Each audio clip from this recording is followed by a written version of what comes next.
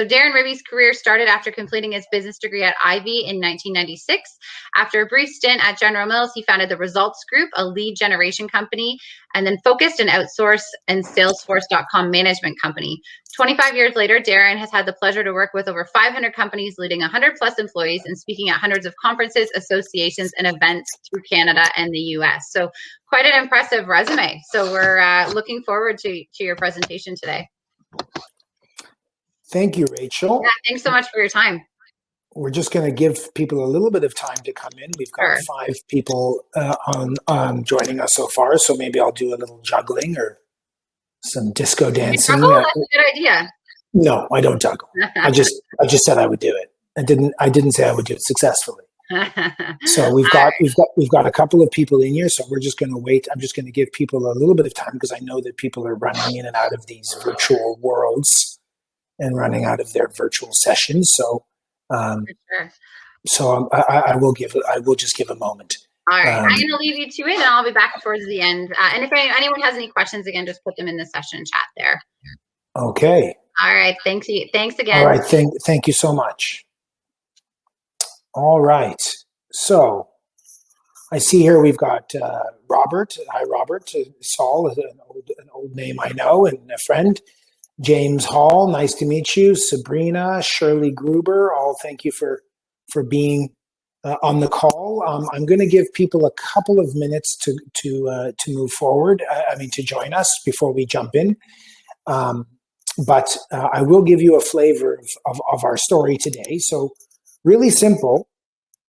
If you are an owner or you work for an owner of a business to business or even a business to consumer business, a small business, an owner-operated business, the question often comes, well, what do I do from here? How do I grow my business and my sales beyond me? Quite often, if you're the owner of a business and you founded your business, you are probably the reason why customers.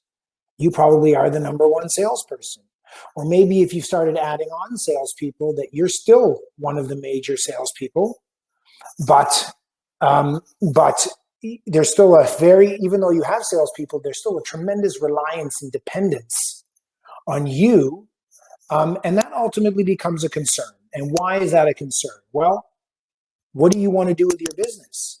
Do you want to scale it? Do you want to grow it? Do you want to prime it up for sale or exit? Do you want to transition your business to your children? Do you want to literally just lower the risk associated with having too many eggs stuck on one basket? So what do you want to do? And this is where we come to this inflection point in most businesses where they're big enough that they've been able to validate and have a business that is successful, but they're small enough that that the business is still very reliant on the owner or the owners for the vast majority of sales. And this is where our story picks up. This is where we go from, okay, we're a great business, but sales is a informal department that relies heavily on the owner-operator, to now a new reality, which is, okay, how do I grow this business beyond me? So this is where our story picks up, and this is where I want to start on today. So today is all about, what do we mean by the science of selling? Well, most people have heard of the art of selling, which is everything to do with what you say and do to try win a deal. But the science of selling is about how to build a sales operations. It's about how to look at your department of sales like every other department and recognize that sales is more than just salespeople and a price and a business card, but sales is structure and strategy and systems and technology and tools and forecasts and metrics and compensation models and hiring and firing and different roles and responsibilities. And that's what I mean by the science, making it scalable and duplicatable. So why is this important? Well, in our world that we live in, whether it was 2008 and 9 when we had the recession, or whether it was 2003 and 2 when we were coming out of the Y2K fiasco, which I think some of us, depending on our age, would remember. or whether we're dealing in the world of COVID right now, which of course is just something that nobody would have anticipated. There are a bunch of things in our lives that we have control over. And then there's a bunch of things, or in our business lives, and there's obviously things in our business that we don't have control over. Well, if we look at the left side of the screen here, we don't have control over the economy or government regulations or what our competition does or the exact number of incoming leads that we expect and when they're going to come in, or what are environmental conditions like such as COVID that affect our businesses. But what we do have control over is our strategy, which markets that we go after, or which geographies we go after, or which industries we go after. We also have control over our sales structure. Who's selling? How are they selling? What audience are they focused on? Are some people hunters? Are some people farmers? Your activity level. How much effort is your sales team actually putting in doing business development? You wouldn't believe that in my 23 years, most of the time I ask a small owner operator what their activity level is in the new business development side. The majority of the time I get no answer. They don't know. They don't measure it. They don't set it. It's not, and they by and large just simply wait for the phone to ring, as they talk about. There's also, of course, selling skills that we can control. We can control how we handle quotes. It's amazing. By just changing your quoting methodology and your quoting practice and your quote follow-up practice and your quote presentation practice, you can change your results substantially. What has been a constant theme that I've seen over my career is that people write quotes and just send them out to customers, and then that's it. And whatever comes back, and whatever doesn't come back, then they start to chase a little bit. Well, there's a lot better option than that.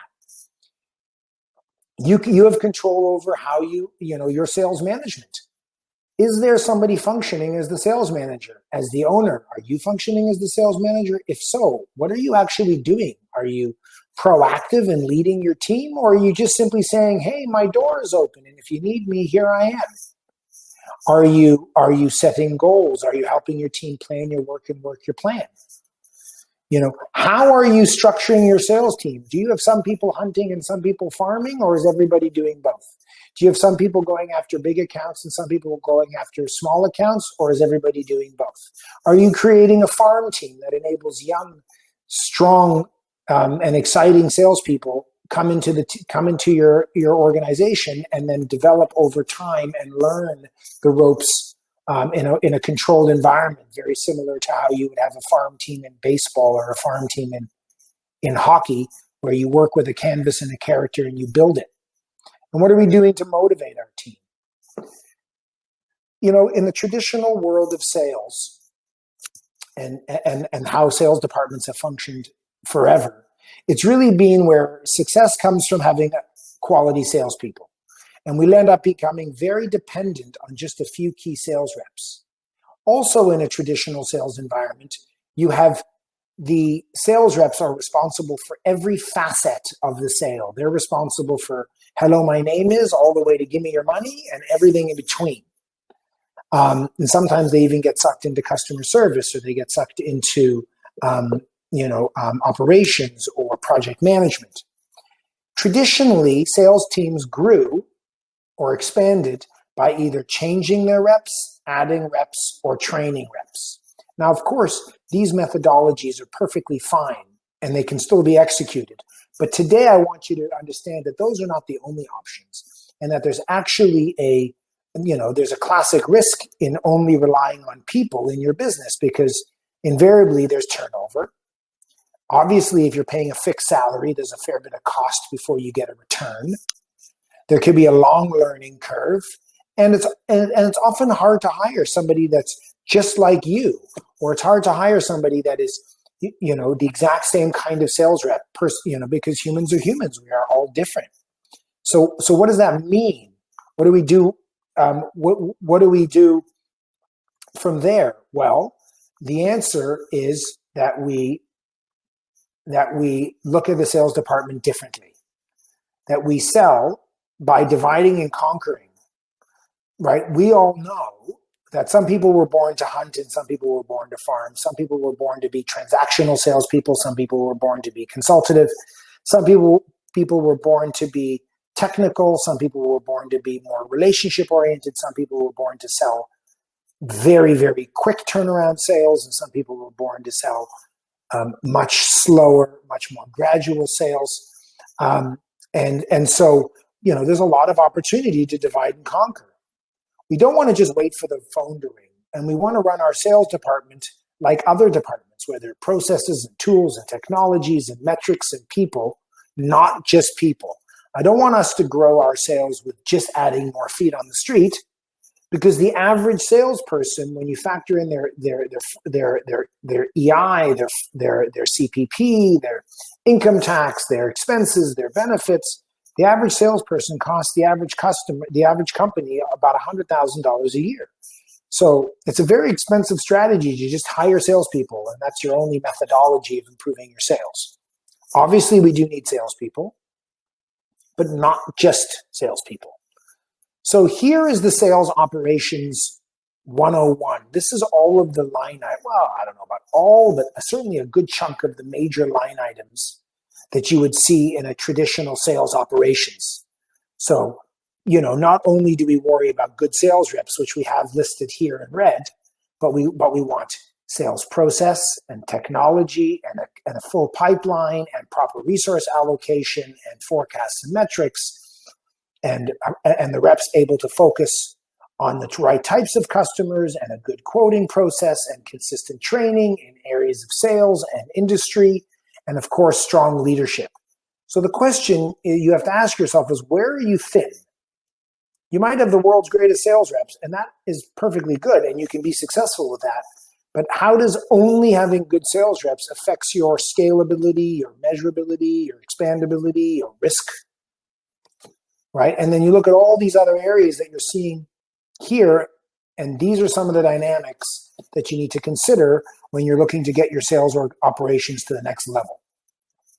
So in today's session, for the last 15 minutes, I'm going to focus on a few of these line items. I'm going to focus on sales process. I'm going to focus on sales technology, sales resourcing, and strong leadership. So let's have a quick look here. So sales process. So how do you build a sales process? What is a sales process? Because it's probably a fairly bastardized term. I think a lot of people use the term sales process without really understanding what that means. And at the end of the day, a sales process is a recipe. So if you know how to bake chocolate chip cookies, and you've been baking chocolate chip cookies successfully, and you want to start having other people bake chocolate chip cookies, well, the answer is that you need to write down your recipe, because there's thousands and thousands of different chocolate chip cookie recipes. So if you want people to sell one particular way, if you learned that you should demo before you quote, or you should quote before you demo, or you should qualify in a particular way, or you should do specific diagnostic questions in your first interview, or you should nurture your customers a certain way. If you write it down, the odds of the next person being able to follow that becomes a lot easier. And what are those questions? And what are those steps? And what are those tools and those templates? What I can tell you is that the idea is that a sales process should be focused on milestones, not actions. Milestones are results that come from your actions. So having a meeting is an action, not a milestone. The question is what comes out from that meeting? What is the milestone? What is the result that came from that meeting? So I have here an example of a little bit of a recipe book. So this recipe book is very templated. It's just generic, and it's just here to give you a little bit of a foundation. And the idea is, imagine that your recipe had eight parts. It started with, where do I get my leads? Which are qualified or not? What do I do if somebody has a future interest? What happens when there's a qualified project? What happens when I need to put together a quote? What happens after that? And how do I close the deal? And from here, you'll have your milestones, the actions associated with those milestones, and then, of course, how to execute those actions. in some respects, there could be a fourth column right over here, which is, and then where to stick that information in your CRM system. So does somebody need to follow a sales process all day, every day? Very similarly to any recipe, if you follow the recipe of the new chocolate chip cookie recipe that you've created, if I follow that recipe, I do it the first time, I do it the second time, I do it the 10th time. After doing it enough times, I will instinctively learn the steps of baking those cookies. Obviously, if something changes in the recipe, then I go back and I make those adjustments.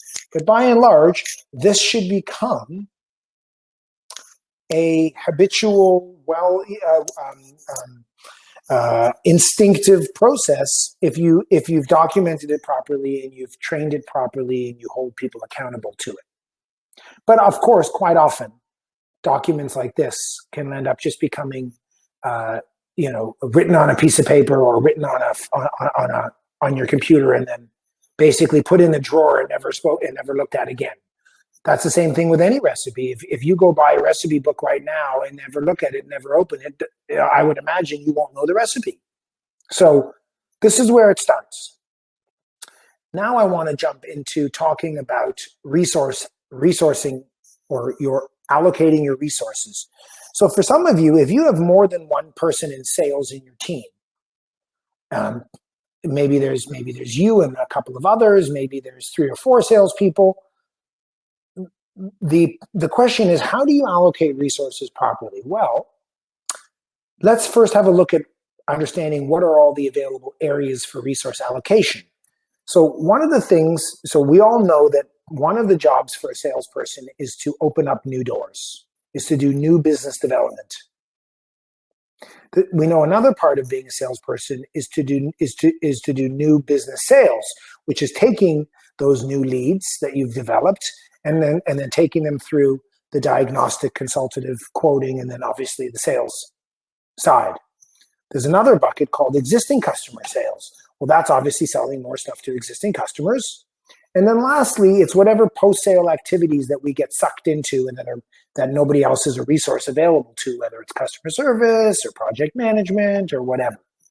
So the question, of course, that I've asked here is, what is the percentage of time each rep should spend in each section?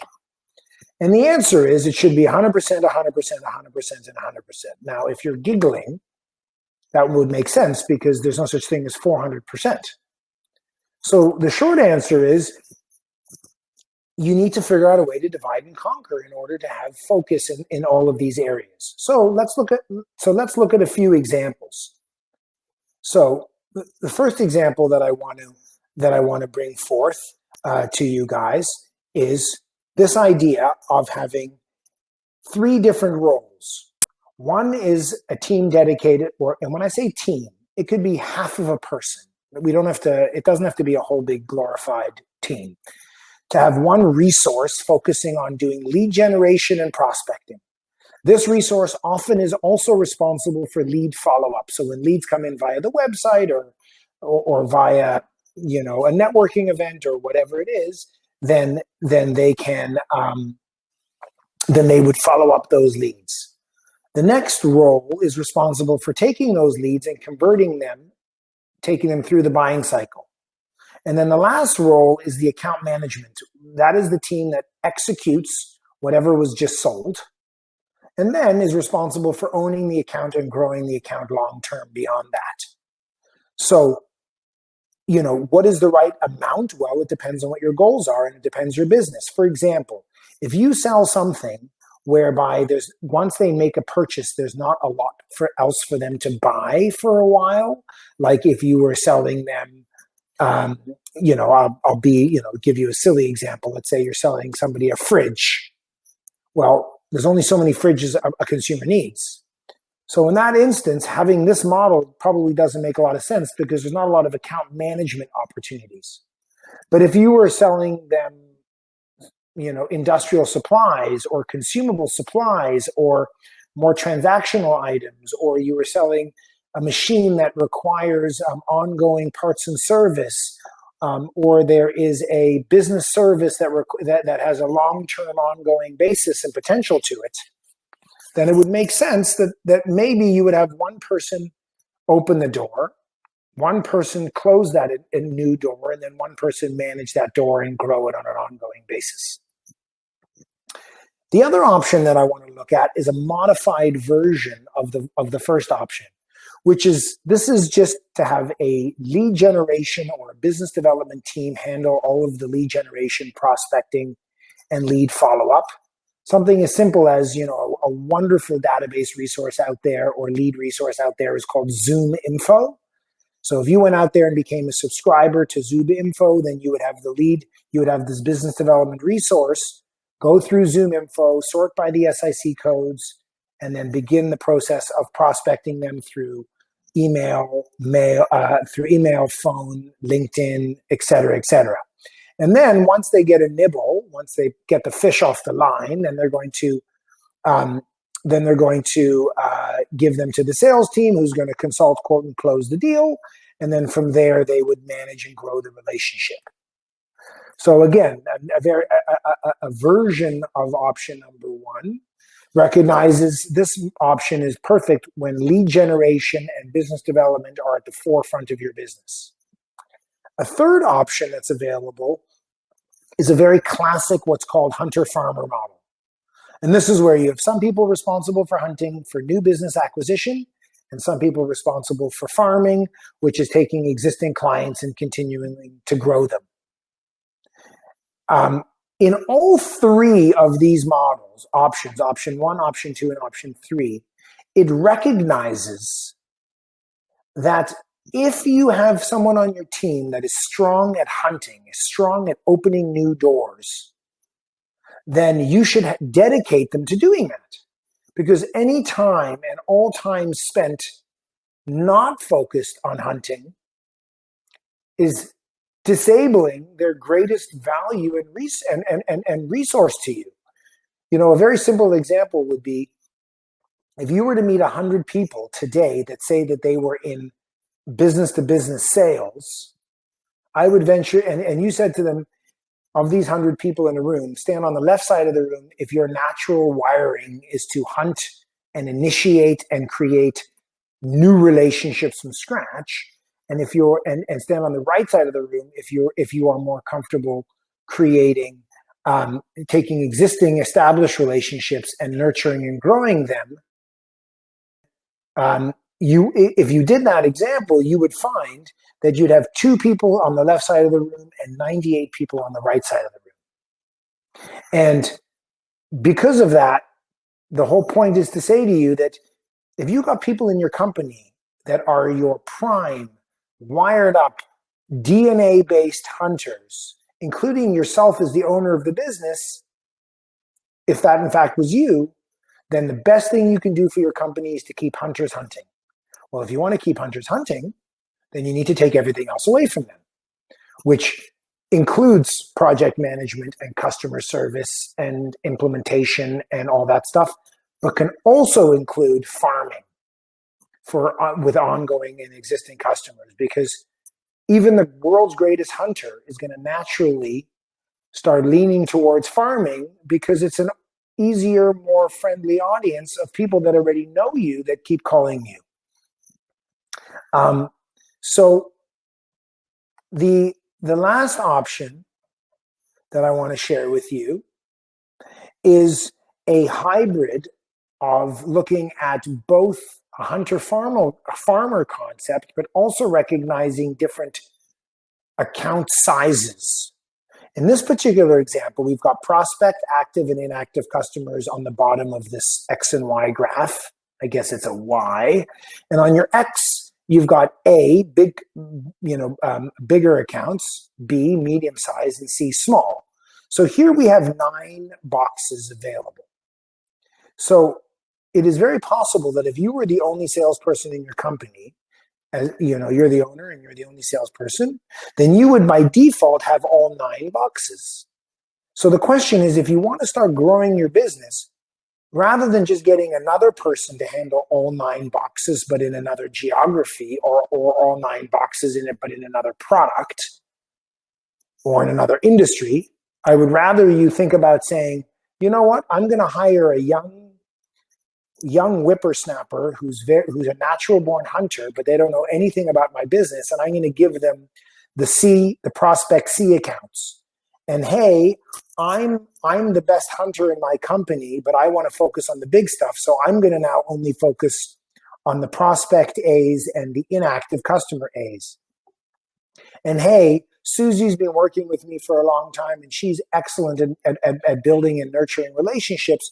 So I'm going to give her the existing customers. And then I'm going to hire another person to work under Susie, and maybe that person will work only the C existing accounts. You know, for those of you that have seen this model, you know, there's lots of examples. Even at salesforce.com, you go there, they have, instead of having A, B, and C model, they actually have A, B, C, D, all the way down to G.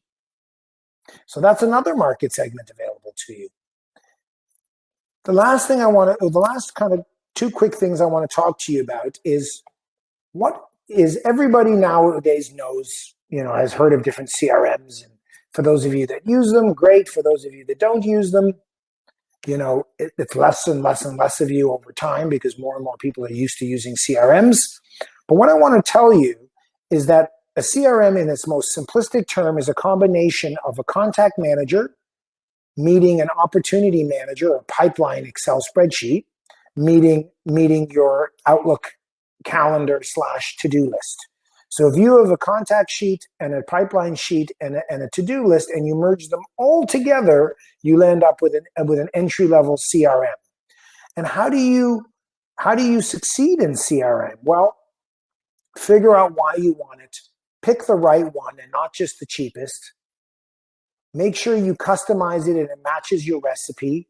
Make sure you have compliance expectations so that people understand what is expected. Train, and train. Because nobody learns how to use a CRM in one training session. Just like nobody learns how to change all of their eating habits or their exercise habits, or nobody becomes a professional baseball player and hitter by learning how to do it once. There is no behavior change that can be made by doing something once. And the last thing, which is really important if you're a small business, is please don't be a hypocrite. So if you're going to be a leader of a small company, you better be not only a user, but a damn good user. The last thing I want to touch on today is the importance of managing and measuring people based on objectives. You know, we all assume that or a lot of us assume that because we hire a salesperson that they're pre-wired to know what they need to do, when they need to do, how much they need to do, why they need to do it. Well, you know, we've seen in our lives that there's so many examples of coaches, personal coaches, business coaches, financial coaches, health coaches, wellness coaches. Well, these coaches they are there to help people plan their work and work their plan. That's all. So some examples would be either have monthly or quarterly objectives with your sales team, host one-on-ones, make sure your objectives are SMART, and make sure you focus on the journey, not only the result. So that you're not only counting how many sales that they made, but you're also looking at quotes and opportunities and meetings and demos, and depending on what it is that you sell. So in conclusion, no matter what the economy is, you are in control. Rethink how you sell if you want to grow, scale, and expand and lower the risk of your business. Hiring salespeople to do everything is very hard to duplicate. Create a sales organization that is broad-ranged with all of the ingredients. Utilize technology for transparency, and know that being a small company is the biggest gift, because it's so much easier to turn to turn a tugboat than it is a steamship. So with that, I've wrapped up my session. I appreciate everybody coming very much to the session. If anybody would like to talk to me directly after the session, you can see my email address is right there. It's dr@darrenrabie.com. I'm fortunate to be the only two Darren Rabies in the world. So if you Google me, I'm extraordinarily Googleicious. And very easy to find. So please reach out to me, and I would love to give you some some free suggestions and some feedback. And then if it makes sense for us to talk beyond that, feel free to do so. So with that, I want to thank the Toronto Job team, Rachel, her team, Mark, for having me. And I hope today was a good session. I hope you got at least some things that are tickling your brain. And I really just appreciate the opportunity. So thank you very much, and wishing everybody a good rest of the weeks. And stay safe and be well. And look forward to hopefully chatting with anyone that wants to talk afterwards. Thank you. Hi, Darren. Just wanted to say thank you. Thank you very much. So I would suggest also, if you want to put your contact information or your website or just in the chat here, I can do it for you. So only two of you in the world. Is that? And the other one's related to me. Pardon? The other one is related. Really? Well, there you go. You're unique. That's for sure. So it's a made-up last name. That's what happens when you're Jewish and you're running around the world to try to stay safe. You change your name. Well, thank you very much for your time today. We really appreciate it. Thank you so much. Have a great afternoon. Take care, everybody. Thank you. All right. Bye-bye.